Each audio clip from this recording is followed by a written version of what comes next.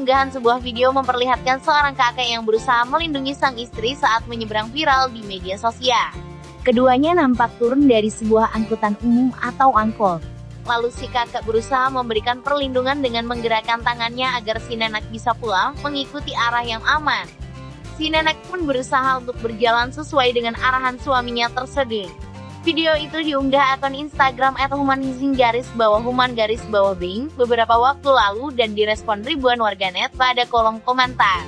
Awalnya terlihat sepasang kekasih itu baru saja turun dari mobil angkot lalu si kakek yang mengenakan kemeja batik itu berusaha mengarahkan untuk digandeng si nenek.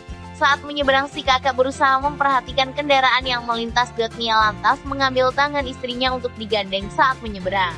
Bahkan kedua tangan si kakek memegang tangan orang yang dicintainya tersebut. Pada keterangan unggahan dituliskan tentang petuah mencari pasangan hidup seperti yang tergambar dalam video.